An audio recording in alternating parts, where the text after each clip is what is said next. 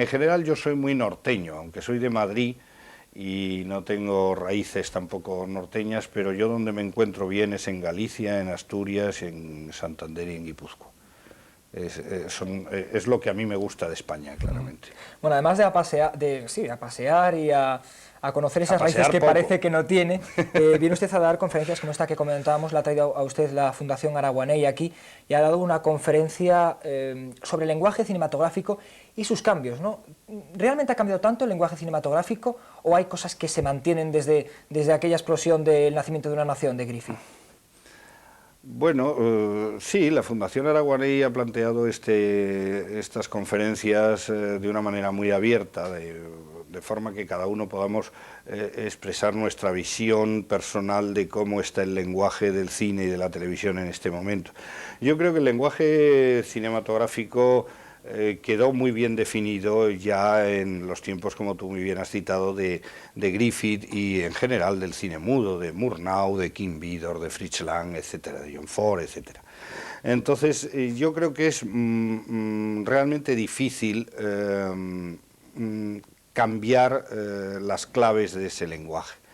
Efectivamente, ese lenguaje ha progresado, ha ido permitiendo novedades y cambios a lo largo del tiempo, pero ese lenguaje yo creo que se mantiene muy vivo y el más útil, ¿no? Pero sí que hemos visto... Es una gramática cinematográfica que responde sobre todo al sentido común, a qué es lo que te pide la historia, cuáles son las imágenes que en cada momento te pide la historia.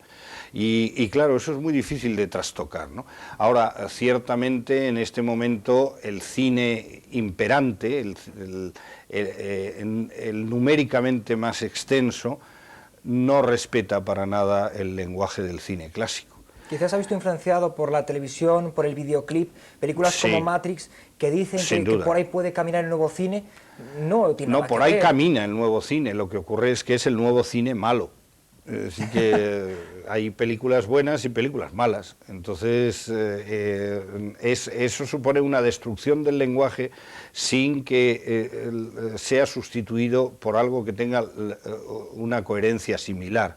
Es decir, a mí me parecen perfectamente válidos todos los experimentos que se han hecho, o muchos experimentos que se han hecho con el lenguaje en los últimos 50 años. Es decir, a mí me gustan mucho las películas de John Cassavetes, que no tienen nada que ver con el lenguaje del cine clásico.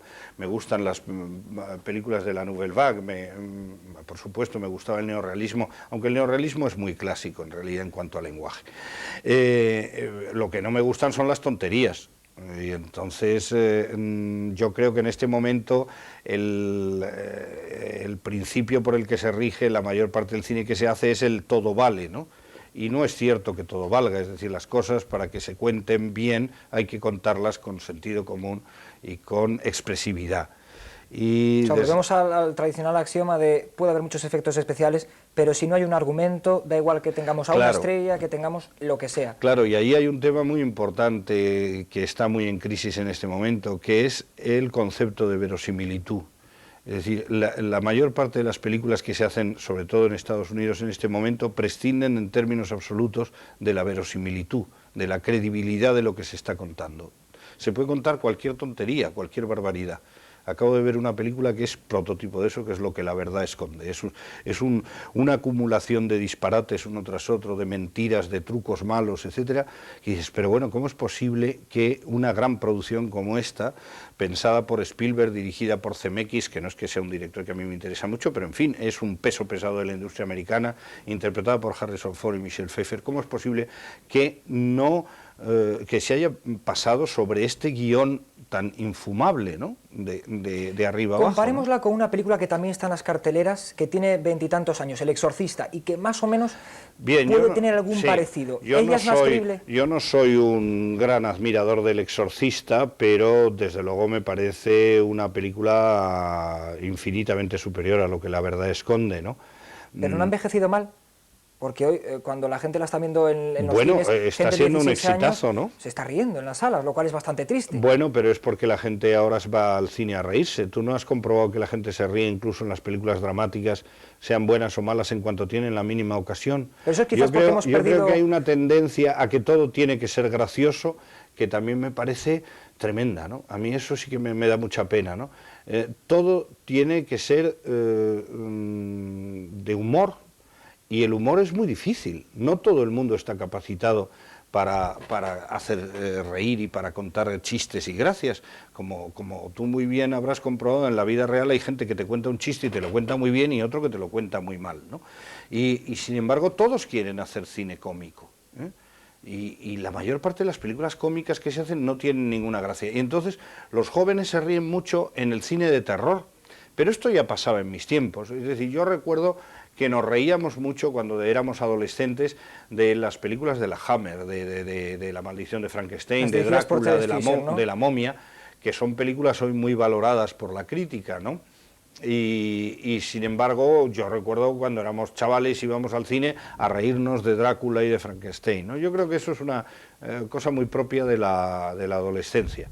Pero de hecho también es cierto que la gente quiere en este momento reírse por encima de todo, ¿no? Ha cambiado el lenguaje cinematográfico y también el televisivo. Quizás el revulsivo de este cambio ha sido Gran Hermano la temporada pasada. Usted ha hecho televisión, buena televisión, la está haciendo ahora además. ¿Cree que el cambio es para mejor o estamos perdiendo absolutamente el norte? Bueno, yo creo que el lenguaje televisivo sí ha cambiado, en unos casos a mejor y en otros a peor. Es decir, yo aprecio, por ejemplo, series como, desde un punto de vista del lenguaje, entre otras cosas, como por ejemplo El Grupo, o incluso series que me interesan menos como Periodistas, por ejemplo, me parece que están bien contadas, bien rodadas. En general detesto el lenguaje imperante en la televisión, que es un poco el mismo que el cine, que en el cine, parecido, ¿no? Que es todo en movimiento todo el tiempo, ¿no? Es decir, parece como si todo el mundo tuviera el baile de San Vito, ¿no? Y que la cámara no pudiera estarse quieta, porque confunden el ritmo externo, que es el ritmo que da el movimiento de la cámara, con el ritmo interno, que es lo que hay dentro del encuadre. Si tú me estás contando cosas interesantísimas y maravillosas, yo no tengo por qué mover la cámara. Yo te tengo a ti en un plano medio y espero que atrapes a la gente con lo que estás contando, con tu mirada, con tu expresión, ¿no? A lo mejor es que hemos perdido pero ahora la cámara está todo el rato capacidad de así, hacer una puesta en escena correcta. Es decir, que uno pueda tener un plano fijo y que por ahí vayan pasando las cosas sin necesidad de mover ese plano. Bueno, es que yo no es que esté a favor del plano fijo sistemáticamente, estoy a favor de que la cámara se mueva con un sentido funcional. Es decir, si tú ahora te levantas y vas a ir a coger allí una cosa que es interesante que el público vea, pues la cámara tendrá que hacer una panorámica o llevarte en travelín hasta donde está esa cosa. Pero si tú lo que estás es hablándome a mí, ¿para qué demonio quiero que te estén dando vueltas alrededor, no? No lo entiendo, ¿no? Y haciendo así con la cámara para arriba y para abajo y unos movimientos, te llevan por ahí por el decorado y dices, pero bueno, ¿esto qué es? Y no van a ningún lado además, porque no van a enseñarte algo nuevo, ¿no? Eso es lo que creo que es terrorífico. Lo que pasa es que esto es lo que vende, es moderno esto, ¿no?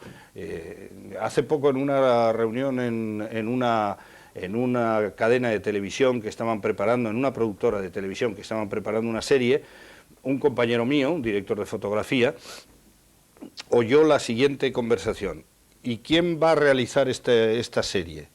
Y hubo un ejecutivo que dijo, uno con coleta. ¿No? Entonces, claro, es coger el rábano por las hojas, porque ese con coleta se supone que va a hacer unas cosas muy modernas, ¿no? Lo cual no tiene ningún sentido, porque puede haber un señor con coleta que haga películas como Dreyer, ¿no? Y un señor con el pelo al uno que haga películas como Lars von Trier. Por cierto, hablando de televisión, decíamos antes que usted tiene su propio programa en vía digital, y antes aparecía muchísimo en el programa Qué grande es el cine, dirigido y presentado por José Luis García, pero hace tiempo que no le vemos. ¿Por qué?